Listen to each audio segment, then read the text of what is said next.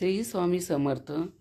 गुरुवार 26 मार्च 2026 रोजी प्रभू श्रीरामाचा जन्मोत्सव अर्थात श्रीरामनवमी साजरी होत आहे. श्रीरामाचे जीवन ही केवळ एक कथा नसून ती मानवजातीतील प्रचंड संघर्षावर मिळवलेल्या विजयाची गाथा आहे.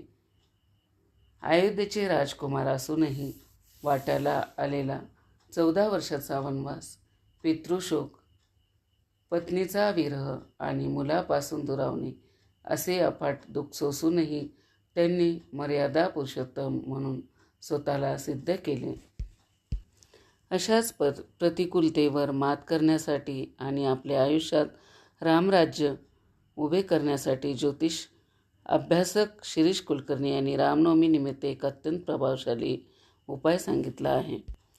प्रभू रामचंद्राचा आदर्श डोळ्यासमोर ठेवून प्रत्येक संकटाचा खंबीरपणे सामना करण्यासाठी बुध कौशिक ऋषींनी रचलेले श्रीरामरक्षा स्तोत्र हे एक अमोघ शास्त्र आहे. या शास्त्राच्या नित्य पठणाने वाणी सुधारते आणि प्रभू श्रीराम आपल्या नखशिखात रक्षण करतात अशी श्रद्धा आहे. त्याचे नित्यपठण करण्याबरोबरच पुढील उपाय रामनवमीला करावा. रामनवमी विशेष 11 गाठीचा रक्षा कवच उपाय. तुमच्या आयुष्यातील नकारात्मकता दूर करण्यासाठी आणि वाईट शक्तीचा प्रभाव नष्ट करण्यासाठी रामनवमीच्या दिवशी 26 मार्चला खालील उपाय नक्की करावा.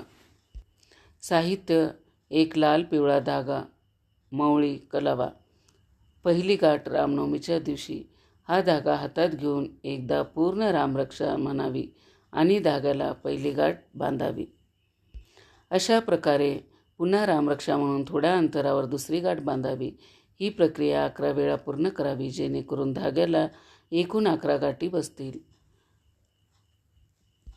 हा 11 गाठीचा धागा प्रभू श्रीरामांच्या चरणापाशी ठेवावा आणि मनोभावे प्रार्थना करावी. त्यानंतर हा सिद्ध झालेला धागा स्वतःच्या किंवा आपल्या कुटुंबियाच्या मनगटावर श्रद्धेने बांधावा. या उपायाचे फायदे: नकारात्मकतेचा विसर, आयुष्यात घडलेल्या जुन्या नकारात्मक घटनांचा प्रभाव कमी होण्यास मदत होते. ऊर्जेचे संरक्षण, आपल्या सभोवती एक सकारात्मक ऊर्जा तयार होते ज्यामुळे वाईट शक्तीपासून संरक्षण मिळते. सकारात्मक सुरुवात, रामनवमीच्या मुहूर्तावर हा उपाय केल्याने वर्षाची आणि आयुष्याची नवी सकारात्मक सुरुवात होते. मैत्रिणींनो, कसा वाटला हा व्हिडिओ कमेंट करून नक्की सांगा. चॅनलवरती जर नवीन असाल तर चॅनलला सबस्क्राईब करा. शेवटपर्यंत माझा व्हिडिओ ऐकलात त्याबद्दल आपल्या सर्वांचे मनापासून आभार. श्री स्वामी समर्थ.